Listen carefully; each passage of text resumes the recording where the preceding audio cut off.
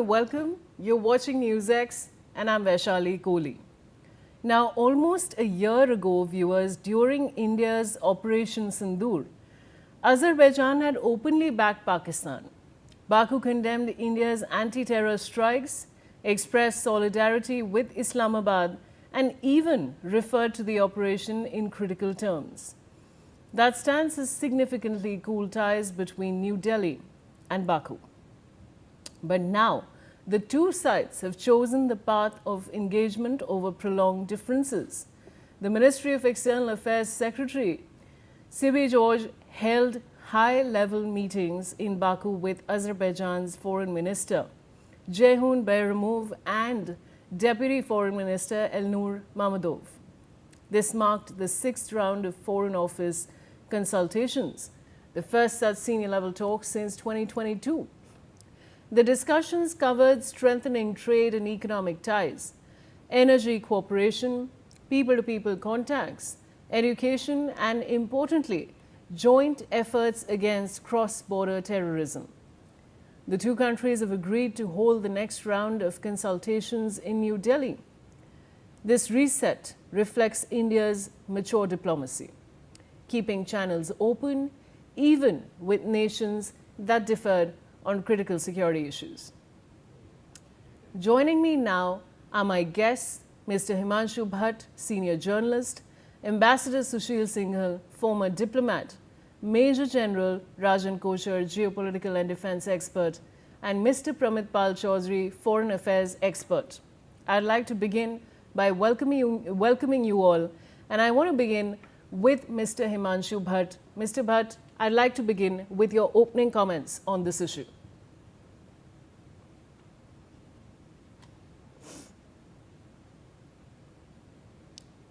Mr. Bhatt, am I audible to you? Now, can you hear me? Yes, Mr. Bhatt, I can hear you. Okay. And I'd like to begin. Yes, please go on. Let's start first things first. First things first. Now, Azerbaijan is a very, very typical case. But then, I look at it from the two perspectives of Bharat's interest in international affairs. Number one is energy security on one side. And number two is all around good relations in the Central Asian republics. Now, one thing when we talk of, see, our ONGC Videsh has already invested in the oil fields of Azerbaijan, number one, and even in the pipelines.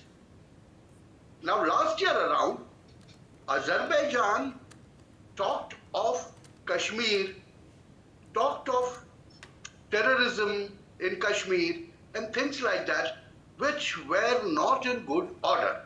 But when you see, if you remember one thing, that during Ukraine-Russia war, it was Bharat who was able to get the students out and people out. Similarly, when India made an attempt in this Iran-Israel conflict, they were able to get it out through Azerbaijan.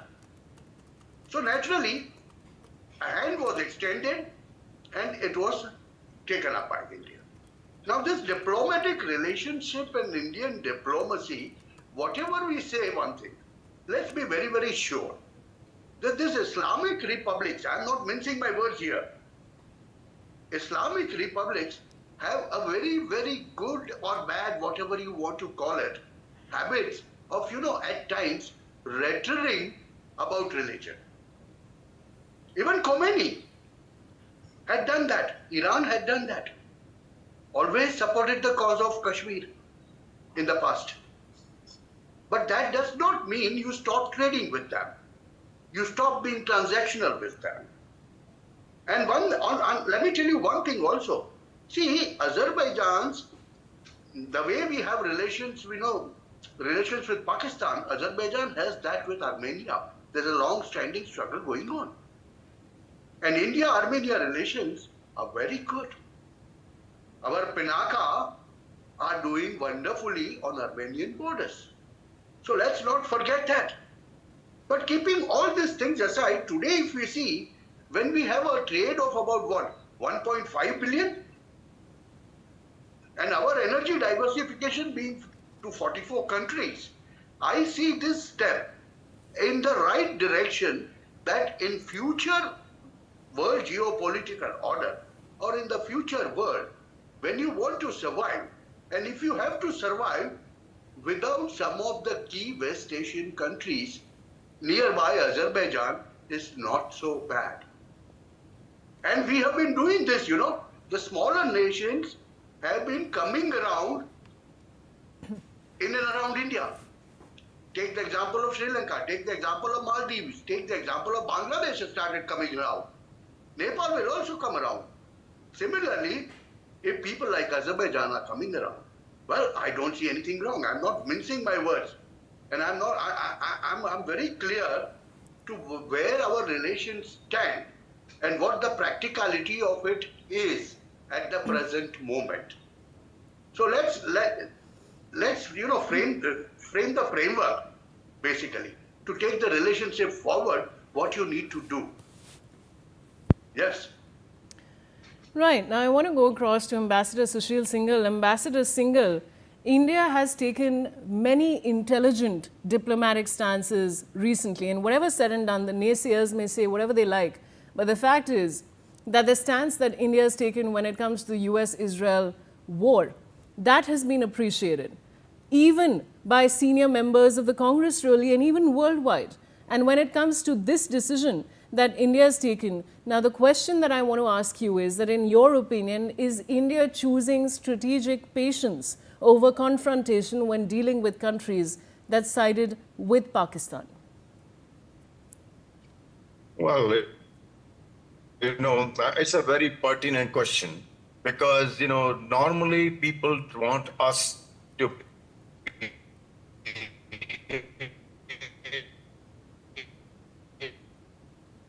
Ambassador Singhal, I really do want to know what you have to say, but I'm unable to hear you. We're going to repatch that connection and get your audio back. But I want to take this question in the meantime to Major General Rajan Kochar. Major General Kochar, what do you have to say for this? Can you just repeat the question? Because Major General Kochar, what I'm really asking you is that initially I was mentioning and I was telling our viewers that a lot of diplomatic stances that India has taken, even when it comes to the US-Israel war, has really been appreciated. Now, the fact that India is choosing strategic patience over confrontation when dealing with countries that sided with Pakistan, what do you have to say for that? You see, Vaishali, foreign policy is dictated by national interests.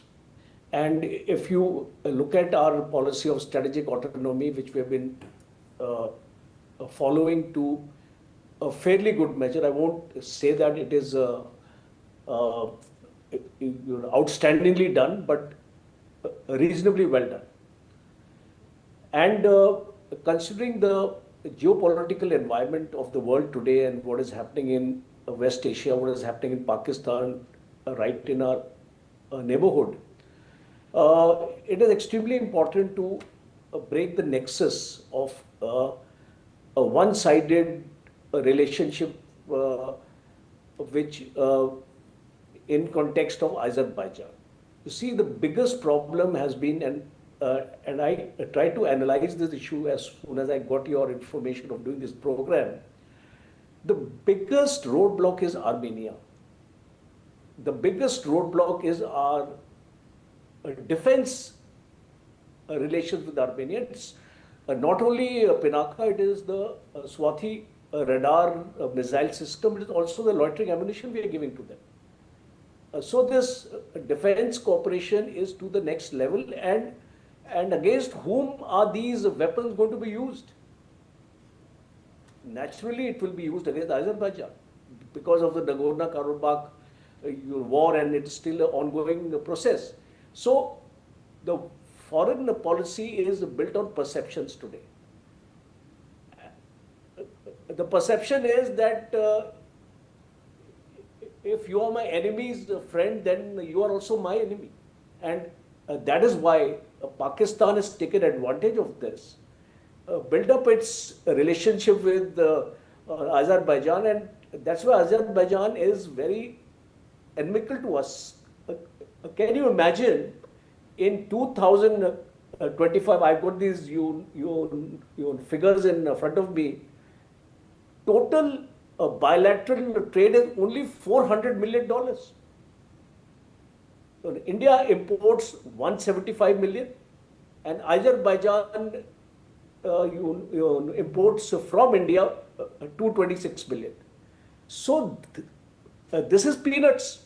And if you see our 90% of our imports from Azerbaijan is on the energy sector.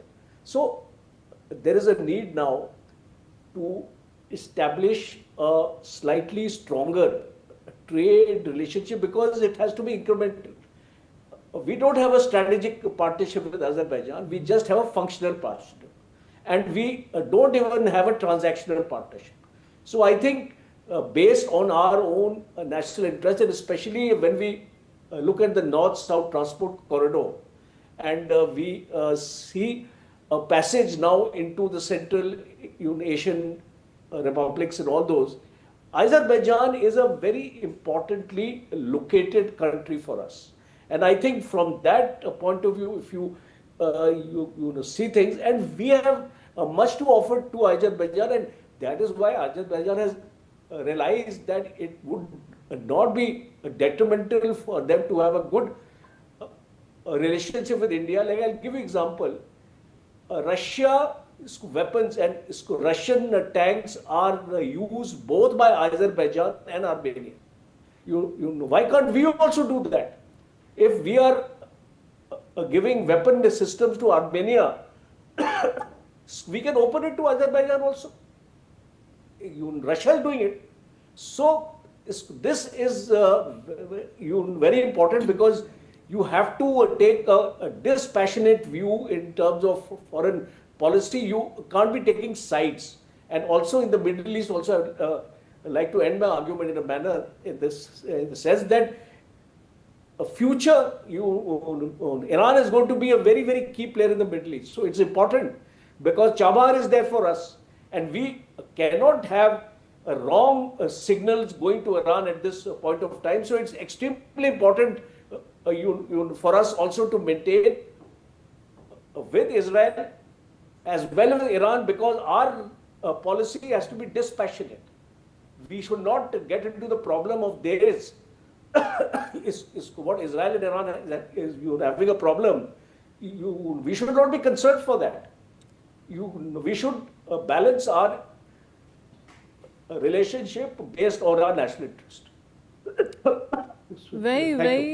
Very true, Major General Kochar, and that's the bottom line. We must balance our diplomatic relationships, keeping our national interest in mind. And that's the reason I said in the beginning, viewers, that the naysayers may say what they want, but India has had a very intelligent diplomatic strategy in place that we're seeing very recently. And with this question, of course, I do have Ambassador Sushil Singhal back with me. Now, Ambassador Singhal, from a diplomatic perspective, I want to know your opinion on the fact that, according to you, is India choosing strategic patience over confrontation when dealing with countries that have sided with Pakistan?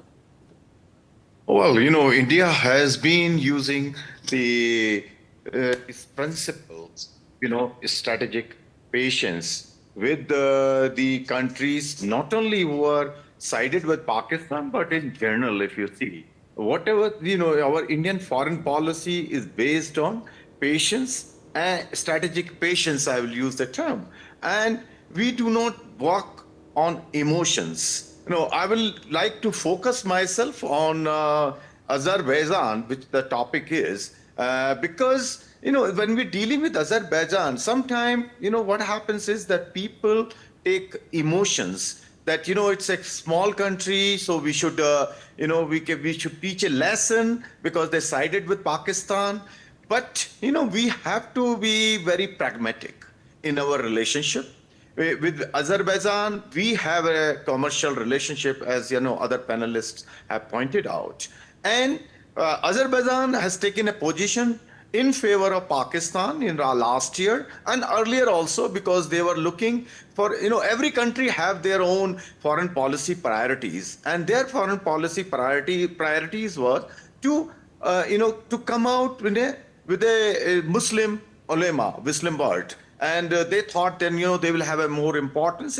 We understand that Azerbaijan is a small country, but we have to see, we have to work with the countries who are not willing to work with us on Pakistan, that which areas we can cooperate and try to wean them away. I think Azerbaijan is one of the best example that India is trying to wean them away from Pakistan and trying to show them that how beneficial the relationship with India can be. And as pointed out, India has very strong economic ties with Azerbaijan, with the bilateral business going about $1 billion.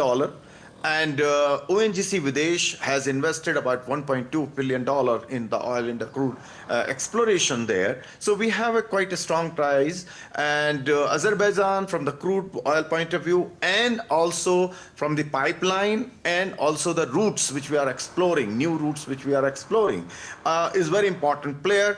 And from that point of view, I think when we had this Foreign Office consultation, where of course we thank them for helping us to getting about 1,200 Indians out through Armenia and through Azerbaijan. So we thank them for that, because it has been very helpful to get the Indians out of that. And we have emphasized on the positive side, not on the negative side, when you look at the joint statement. And then we have agreed to have a Foreign Office consultation again in Delhi again. So this is, I think, the policy of the government of India, and which has been paying rich dividend, be it Pakistan, be it our neighborhood, or be it USA for that matter. The people have been questioning why we are not taking a tough stand with USA when President Trump was going berserk on trade ties. But we kept a patience, and we are fairly able to achieve our objectives. We know that this with USA also is an important relationship. So we have our red lines, but we don't want to just to gain a moral or just a talking point. We didn't want to get involved with that. I think that is again another point. So our policy, the point I'm making is our foreign policy has been, I think, very clear on that and very consistent. Thank you, Vaishali. I want to go across now to Mr. Pramit Pal Chaudhary. He's a foreign affairs expert. And Mr. Chaudhary, I have two questions with you. One is that could energy interests, now we're going to look at the other side of the coin, viewers. Could energy interests be driving this reset more than political considerations? Mr. Chaudhary, that's one part of my question. And the second part is that what are the key deliverables expected from the next round of talks in New Delhi? So let's put a little background first. The reason why we had a bad relationship with Azerbaijan is really about our problems with Turkey. Azerbaijan and Armenia had a conflict over Nagorno-Karabakh, a disputed region. The Azerbaijanis were able to defeat Armenia in the last round of that conflict because of Turkish weapon systems. Turkey, which had its own sort of Islamic agenda, urged the Azeris, who until then had never taken a position on Kashmir, to publicly attack India after Article 370 was passed, which Azeris did as a favor to the Turks. India's response was that, one, this is none of your business, and why are you messing around with a relationship which until now has been perfectly sound? So India's response was effectively to sell weapons to Armenia, which is, of course, as I've mentioned, Azerbaijan's primary rival in the region. That led to the Azerbaijan making more rhetorical statements against India and trying to come closely up to Pakistan. But over time, and we've talked to Azeri diplomats, they accepted that this was basically a favor they did for Turkey. They didn't really care about Kashmir or Pakistan at all, and were therefore prepared to at some point rebuild a relationship one more time. And so you've seen, and India's response was basically, look, then stop making comments about Kashmir, which is effectively what the Azeris did. Armenia, incidentally, has now become one of the largest buyers of Indian weapons in the world. That will remain. India is not going to be changing that. But the Azeris accept that this is not a relationship that they are prepared to sacrifice just as a favor to Turkey. So India understood this, and it was understood that the Azeris didn't really have a problem with us, that this was not inherent to their own policy. which is one reason we kept buying Azeri oil. We didn't need to, but we are the third largest buyer of Azeri oil in the world. We never changed those contracts, and as others have mentioned, OVL maintained its investments in Azerbaijan. And effectively, we waited as the pressure of what we were doing with Armenia kept building up. And this, you saw the comments, as I've mentioned, by Azerbaijan and Kashmir disappear. They also began to roll back, even to some degree, in their relationship with Turkey.